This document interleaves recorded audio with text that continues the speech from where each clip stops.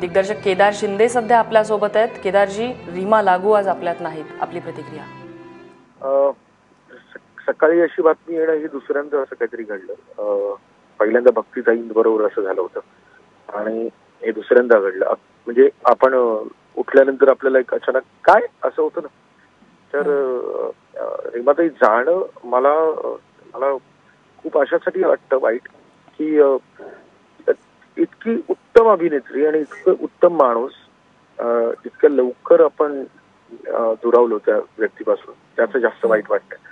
आणि वेगवेगळ्या भूमिका, म्हणजे असं कुठलीही अशी भूमिका नाही की तिने केली नाही. म्हणजे गंभीर ते गंभीर. आणि सचिन सरांच्या तू मैं मधली तिची भूमिका तर मी कधी विसरू शकत नाही, कारण एकतर जॉनर तो माझा आहे आणि मला नेहमी असं वाटतं की त्या ज्या इंटेन्स ऍक्ट्रेस असतात ना, की काय खरंच कॉमेडी करू शकतील का.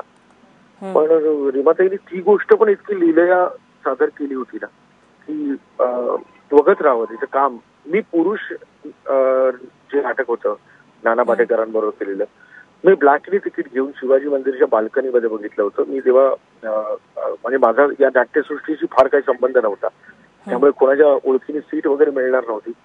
पण ते तिकीट काढून मी बाल्कनीच्या शेवटच्या रांगेतून तो शो जेव्हा बघितला होता तेव्हा मला असं वाटलं की काय काय कुठल्या उच्च पतीच्या या सगळ्या ऍक्ट्रेस आणि ऍक्ट्रेस आहेत आपल्याकडे. सो आज सकाळी उठल्यानंतर बातमी आल्यानंतर थोडं हलायला झालं की आणि रीमाताई अगदीच काही दिवसांपूर्वी भेटली होती आणि मला असं वाटतं की इतकं पटकन अशा लोकांनी आपल्यातून निघून जावं यासारखी दुर्दैवी गोष्ट आहे. तुमच्या त्यांच्यासोबतच्या काही आठवणी सांगू शकाल? माझी सगळी नाटकं तिने बघितली आणि तिला भयंकर प्रेम होतं कसल्या परिस्थितीमध्ये. ती नेहमी म्हणायची की तुझ्याकडे मला एकदा काम करायचं यार. आणि माझं काम करणं राहिलं अशासाठी की जोपर्यंत त्या पद्धतीची भूमिका येत नाही तोपर्यंत अशा लोकांना आपल्याकडे बोलवण्यामध्ये काही अर्थ नाही. आणि तिच्या सगळ्याच मला वास्तवमधली तिची भूमिका अत्यंत आवडली होती. मला असं वाटतं की खूप कठीण आहे ही गोष्ट आई होणं.